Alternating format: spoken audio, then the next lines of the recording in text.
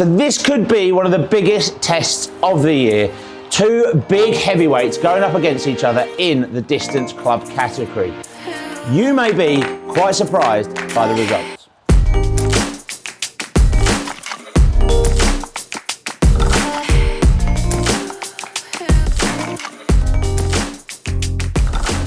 So guys, today we have got a heavy hitting duo to go up against each other. We've got Callaway versus Taylormade. We've got the 790 against the new AI150 from Callaway.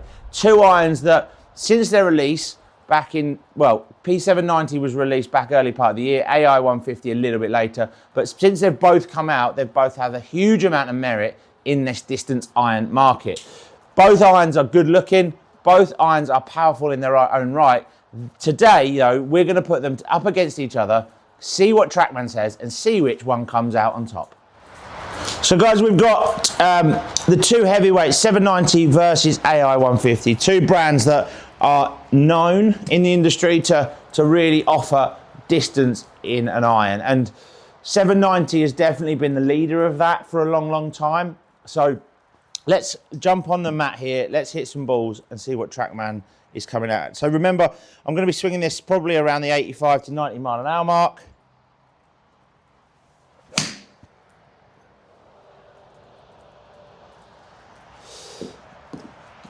We know that in an ideal world, someone that with my ball speed, my club head speed, isn't always going to be looking for distance, but it is a test that we're going to, I can't swing it any slower just to prove the point. So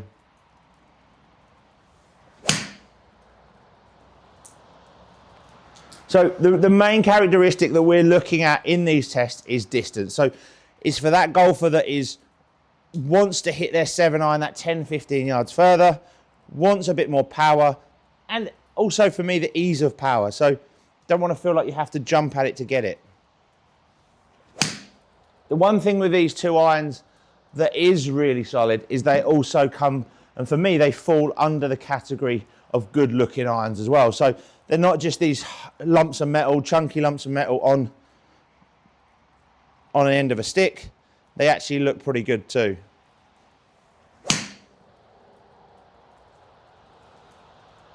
A few pulls there. Again, we know 790, we've put this to test a few times.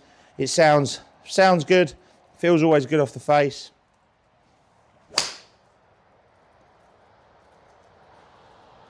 Pretty solid overall. So let's swap over into AI150. Main difference in the look of the iron for me is it just looks at, obviously the finish, there's a lot more of a chromy, brighter finish to the iron, and it also, this head looks a little bit smaller. So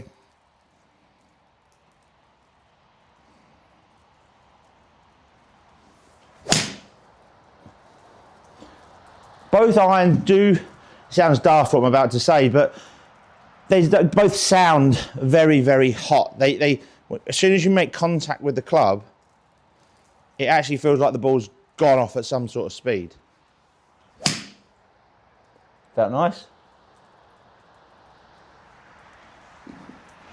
So it's always interesting when you're hitting two big named brands like this and how close they get to each other. You'd like to think that the numbers aren't going to be a million miles away. But we had, oh, that's horrible. Real toey swipe.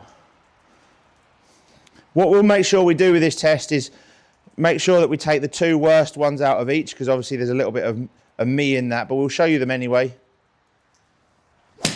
Oh my word. Oh my word.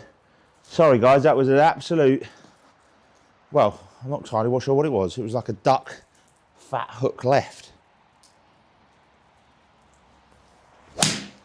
There we go, it's a bit more like it. Okay, one more. That was terrible. What have we got there? 5. One more.